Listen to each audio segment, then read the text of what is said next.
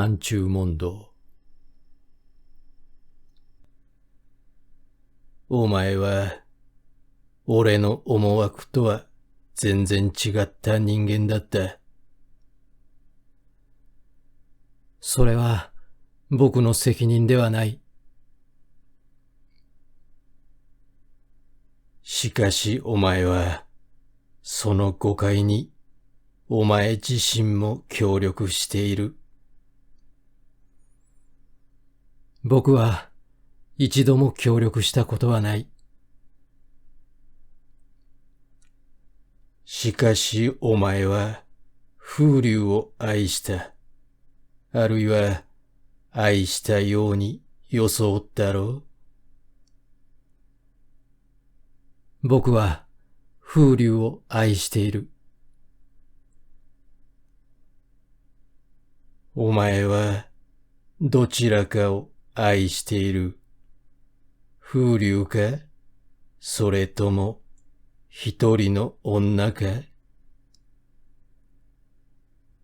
僕はどちらも愛している。それを矛盾とは思わないと見えるな。誰が矛盾と思うものか。一人の女を愛する者は、小瀬戸の茶碗を愛さないかもしれない。しかしそれは、小瀬戸の茶碗を愛する感覚を持たないからだ。風流人はどちらかを選ばねばならぬ。僕はあいにく風流人よりもずっと他欲に生まれついている。しかし将来は一人の女より小瀬戸の茶碗を選ぶかもしれない。では、お前は不徹底だ。もしそれを不徹底と言うならば、インフルエンザにかかった後も冷水摩擦をやっている者は誰よりも徹底しているだろう。もう強がるのはやめにしてしまえ。お前は内心は弱っている。しかし、当然お前の受ける社会的非難を跳ね返すために、そんなことを言っているだけだろう。僕はもちろんそのつもりだ。第一、考えてみるがいい。跳ね返さなかったが最後、押しつぶされてしまう。お前は、なんというずうずうしいやつだ。僕は少しもずうずうしくはない。僕の心臓は些細なことにあっても氷の触ったようにヒヤヒヤとしている。お前は他力者のつもりでいるな。もちろん僕は他力者の一人だ。しかし最大の他力者ではない。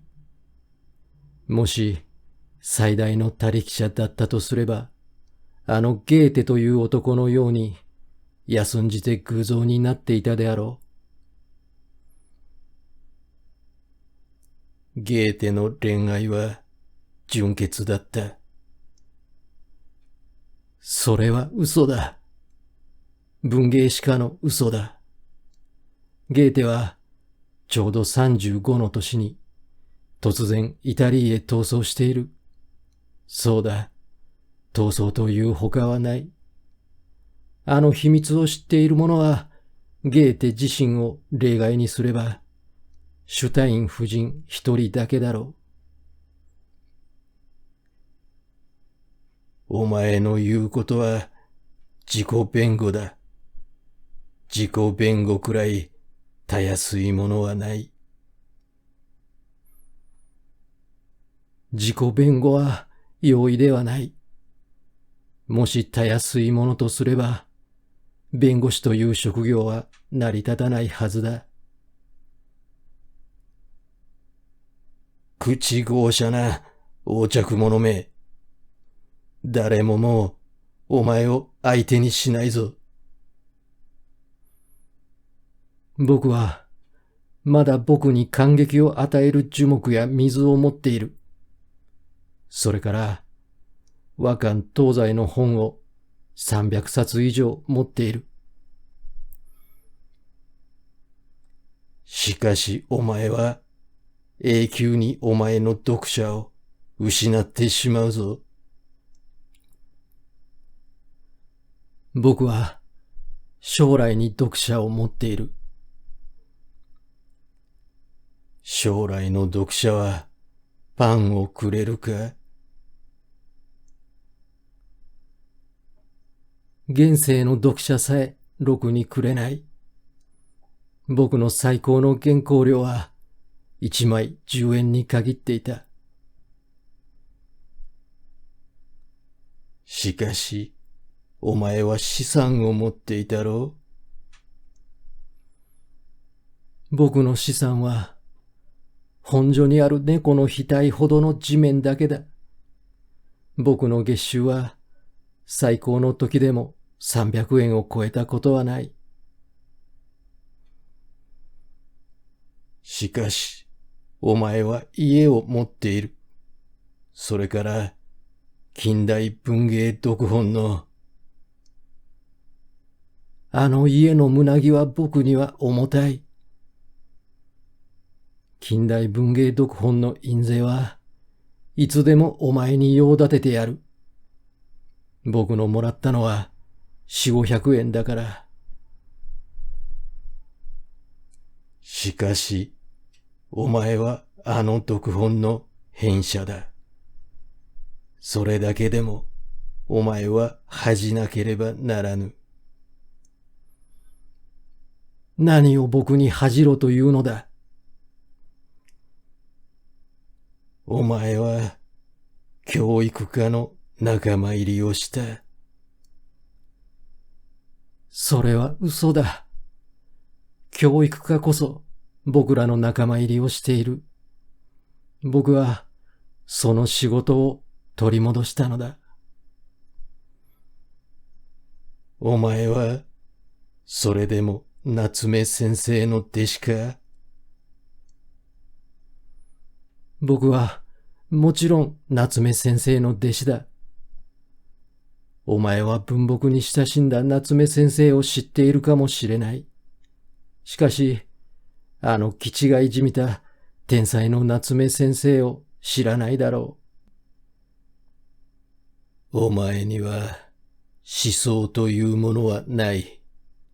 たまたまあるのは矛盾だらけの思想だ。それは僕の進歩する証拠だ。アホはいつまでも太陽はたらいより小さいと思っている。お前の傲慢はお前を殺すぞ。僕は時々こう思っている。あるいは僕は畳の上では往生しない人間かもしれない。お前は死を恐れないと見えるな。な。僕は死ぬことを恐れている。が、死ぬことは困難ではない。僕は2、3度首をくくったものだ。しかし、20秒ばかり苦しんだ後は、ある快感さえ感じてくる。僕は死よりも不快なことに会えば、いつでも死ぬのにためらいはないつもりだ。では、なぜお前は死なないのだ？お前は、誰の目から見ても、法律上の罪人ではないか？僕はそれも承知している。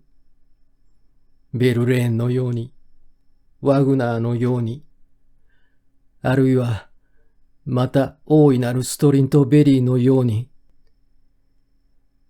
しかし、お前はあがなわない。いや、僕はあがなっている。苦しみに勝るあがないはない。お前は仕方のない悪人だ。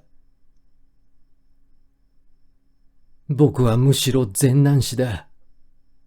もし悪人だったとすれば、僕のように苦しみはしない。のみならず、必ず恋愛を利用し、女から金を絞るだろう。では、お前はアホかもしれない。そうだ。僕はアホかもしれない。知人の懺悔などという本は、僕に近いアホの書いたものだ。その上、お前は世間水だ。世間知りを最上とすれば、実業家は何よりも高等だろう。お前は恋愛を軽蔑していた。しかし、今になってみれば、筆境、恋愛至上主義者だった。いや、僕は今日でも、断じて恋愛至上主義者ではない。僕は詩人だ。芸術家だ。しかし、お前は、恋愛のために、父母妻子を投げ打ったではないか。嘘をつけ。僕は、ただ僕自身のために、父母妻子を投げ打ったのだ。では、お前はエゴイストだ。僕は、あいにくエゴイストではない。しかし、エゴイストになりたいのだ。お前は、不幸にも、近代のエゴ崇拝にかぶれている。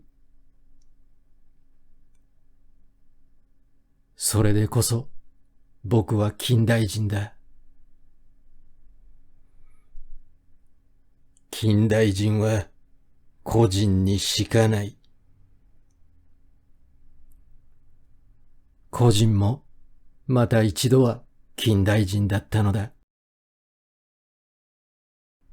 お前は、妻子を憐れまないのか？誰か憐れまずにいられたものがあるか？ゴーギャンの手紙を読んでみろ。お前は、お前のしたことをどこまでも是認するつもりだな。どこまでも是認しているとすれば、何もお前と問答などはしない。では、やはり是認しずにいるか？僕はただ、諦めている。しかし、お前の責任はどうする？4分の1は僕の遺伝。4分の1は僕の境遇。4分の1は僕の偶然。僕の責任は4分の1だけだ。お前は、なんという下等な奴だ。誰でも僕ぐらいは下等だろう。では、お前は悪魔主義者だ。僕はあいにく悪魔主義者ではない。ことに安全地帯の悪魔主義者には常に軽蔑を感じている。とにかく、お前は苦しんでいる。それだけは認めてやってもいい。いや、うっかり買いかぶるな。僕は、あるいは苦しんでいることに誇りを持っているかもしれない。のみならず、得れば失うを恐るは、他力者のすることではないだろう。お前は、あるいは、正直者かもしれない。しかし、またあるいは、道化者かもしれない。僕もまた、どちらかと思っている。お前はいつもお前自身を現実主義者と信じていた。僕はそれほど理想主義者だったのだ。お前はあるいは滅びるかもしれない。しかし僕を作った者は第二の僕を作るだろう。では勝手に苦しむがいい。俺はもうお前に別れるばかりだ。待て。どうかその前に聞かせてくれ。絶えず僕に問いかけるお前は、目に見えないお前は何者だ。俺か。俺は世界の夜明けにヤコブと力を争った天使だ。お前は関心に勇気を持っている。いや、僕は勇気を持っていない。もし勇気を持っているとすれば、僕は獅子の口に飛び込まずに、獅子の食うのを待っているだろう。しかし、お前のしたことは人間らしさを備えている。最も人間らしいことは、同時にまた動物らしいことだ。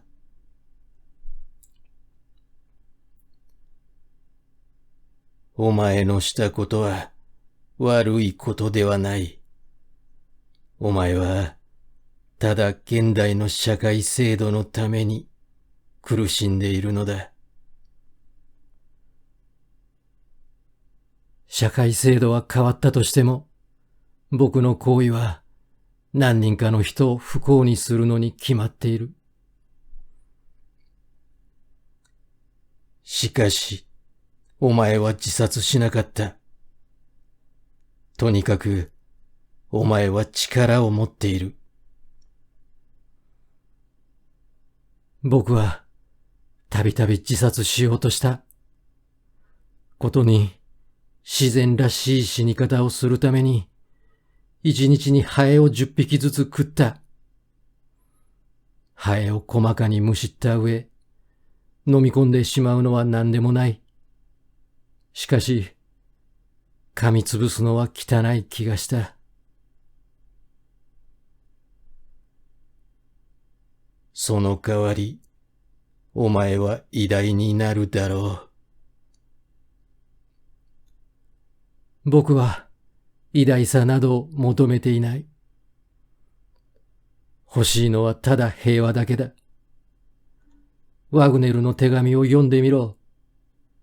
愛する妻と2、3人の子供と暮らしに困らない金さえあれば、偉大な芸術などは作らずとも満足すると書いている。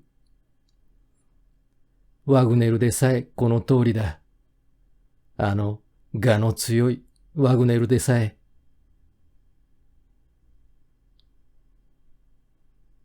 お前は、とにかく苦しんでいる。お前は良心のない人間ではない。僕は良心など持っていない。持っているのは神経ばかりだ。お前の家庭生活は不幸だった。しかし、僕の細君はいつも僕に忠実だった。お前の悲劇は他の人々よりもたくましい理智を持っていることだ。嘘をつけ。僕の喜劇は他の人々よりも乏しい世間知を持っていることだ。しかし、お前は正直だ。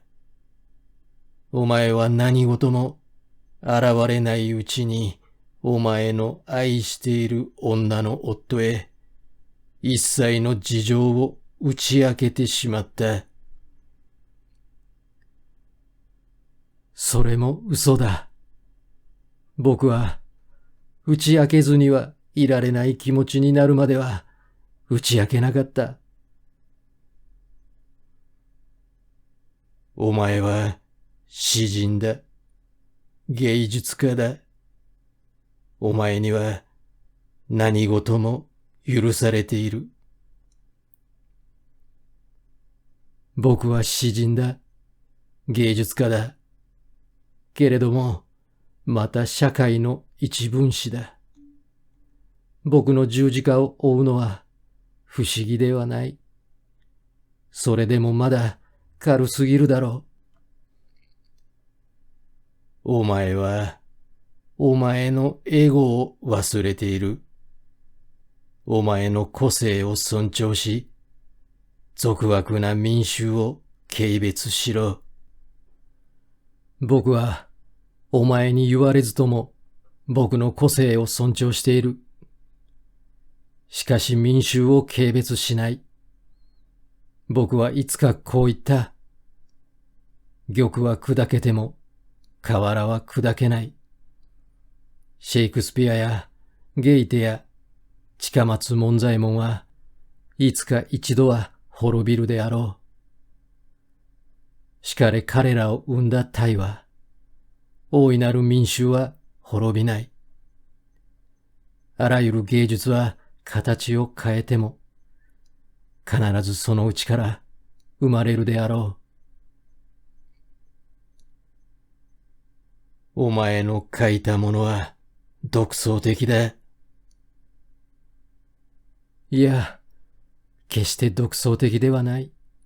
第一、誰が独創的だったのだ？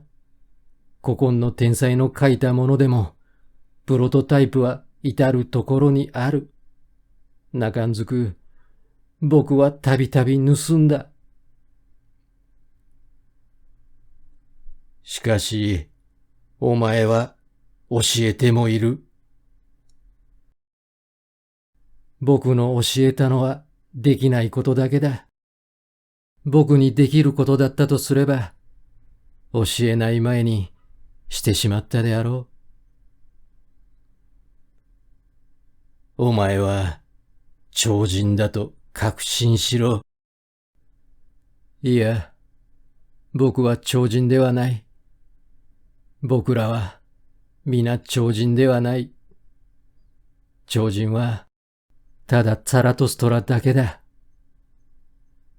しかも、そのザラトストラのどういう死を迎えたかは、ニーチェ自身も知らないのだ。お前さえ、社会を恐れるのか？誰が社会を恐れなかったか？牢獄に3年もいたワイルドを見ろ。ワイルドは、みだりに自殺するのは、社会に負けるのだ、と言っている。ワイルドは、牢獄にいた時に何度も自殺を図っている。しかも、自殺しなかったのは、ただその方法のなかったばかりだ。お前は、善悪を蹂躙してしまえ。僕は、今後も嫌が上にも善人になろうと思っている。お前は、あまり単純すぎる。いや、僕は複雑すぎるのだ。しかし、お前は安心しろ。お前の読者は絶えないだろう。それは、著作権のなくなった後だ。お前は愛のために苦しんでいるのだ。愛のために？文学青年じみたお世辞はいい加減にしろ。僕はただジョージにつまずいただけだ。誰もジョージにはつまずきやすい。それは誰も金銭の欲に溺れやすいということだけだ。お前は人生の十字架にかかっている。それは僕の自慢にはならない。情婦殺しや解体犯人も人生の十字架にかかっているのだ。人生はそんなに暗いものではない。人生は選ばれたる少数を除けば誰にも暗いのは分かっている。しかもまた選ばれたる少数とはアホと悪人との異名なのだ。では勝手に苦しんでいろ。お前は俺を知っているか？せっかくお前を慰めに来た俺を。お前は犬だ。昔、あのファウストの部屋へ犬になって入っていった悪魔だ。お前は何をしているのだ？僕はただ書いているのだ。なぜお前は書いているのだ？ただ書かずにはいられないからだ。では書け。死ぬまで書け。もちろん、第一、その他に仕方はない。お前は存外落ち着いている。いや、少しも落ち着いてはいない。もし僕を知っている人々ならば、僕の苦しみを知っているだろう。お前の微笑はどこへ行った？天上の神々へ帰ってしまった。人生に微笑を送るために、第一には釣り合いの取れた性格、第二に金、第三に僕よりもたくましい神経を持っていなければならぬ。しかし、お前は気軽になったろう？うん。僕は気軽になった。その代わりに、裸の肩の上に一生の重荷を背負わなければならぬ。お前は、お前なりに生きるほかはない。あるいは、またお前なりに。そうだ。僕なりに死ぬほかはない。お前は、在来のお前とは違った新しいお前になるだろう。僕はいつでも僕自身だ。ただ、皮は変わるだろう。蛇の皮を脱ぎ替えるように。お前は何もかも承知している。いや、僕は承知していない。僕の意識しているのは、僕の魂の一部分だけだ。僕の意識していない部分は、僕の魂のアフリカは、どこまでもぼうぼうと広がっている。僕はそれを恐れているのだ。光の中には怪物は住まない。しかし、無辺の闇の中には何かがまだ眠っている。お前もまた俺の子供だった。誰だ？僕に接吻したお前は。いや、僕はお前を知っている。では、俺を誰だと思う？僕の平和を奪ったものだ。僕のエピキュリアニズムを破ったものだ。僕ばかりではない。昔シナの聖人の教えた中庸の精神を失わせるものだ。お前の犠牲になったものは至るところに横ばっている。文学誌の上にも、新聞記事の上にも。それをお前は何と呼んでいる？僕は何と呼ぶかは知らない。しかし、他人の言葉を借りれば、お前は僕らを超えた力だ。僕らを支配する大門だ。お前は、お前自身を祝福しろ。俺は、誰にでも話には来ない。いや、僕は誰よりもお前の来るのを警戒するつもりだ。お前の来るところに平和はない。しかもお前は、レントゲンのようにあらゆるものを浸透してくるのだ。では、今後も油断するな。もちろん、今後は油断しない。ただ、ペンを持っている時には、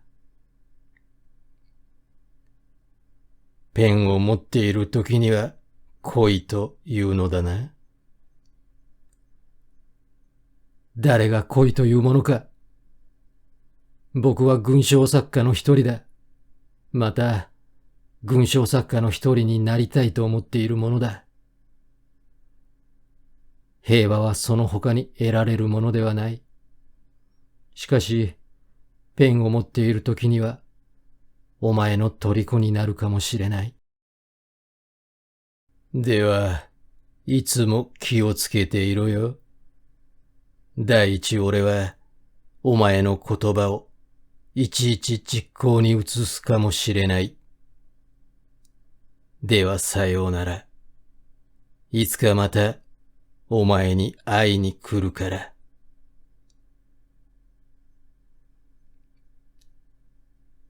芥川龍之介。芥川龍之介。お前の根をしっかりと下ろせ。お前は、風に吹かれている足だ。空模様はいつ何時変わるかもしれない。ただしっかり踏ん張っていろ。それは、お前自身のためだ。同時に、またお前の子供たちのためだ。うぬぼれるな。同時に、卑屈にもなるな。これからお前は、やり直すのだ。